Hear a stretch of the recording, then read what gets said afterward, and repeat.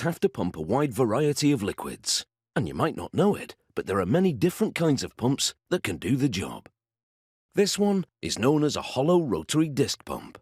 It uses a rotating disc to create sufficient suction to move thin or thick liquids around. When the pump, here in blue, runs, a hollow disc inside it oscillates. This creates suction, drawing liquid into one side of the pump and pushing it out of the other. Some of the pump's components are cast in sand molds, like this one, for casting the first part of the pump's two-part body. The molten iron takes a few hours to cool and solidify inside the mold cavity. Then, a vibrating machine breaks the sand mold to release the cast part. A computer-guided milling machine finishes the shape. The off-cut pieces of iron go back into the furnace to be melted down for subsequent castings. After it's cast, the second part of the pump's body is machined to its final shape on a computer-guided lathe.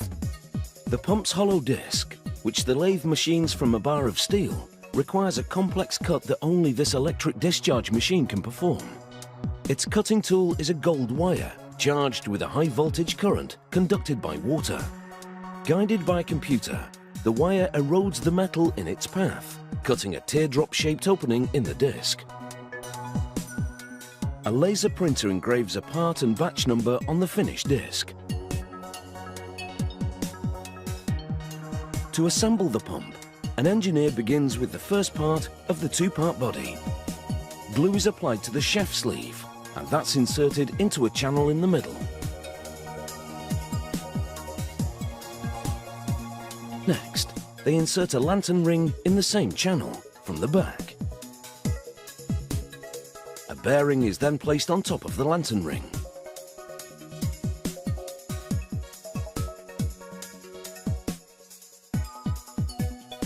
The engineer inserts one more bearing from the other side.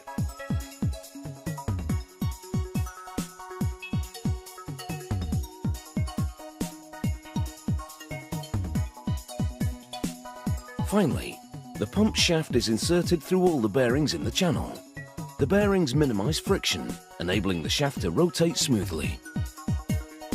Along with this retaining clip, the bearings also prevent the shaft from moving up or down, or shifting side to side with the pump's movement.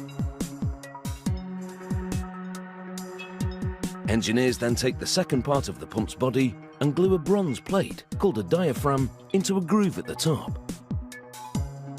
The two parts of the body are then joined together. A gasket is placed in between the parts to prevent leaks. The gasket's made of special paper, like the type used in car engine piping.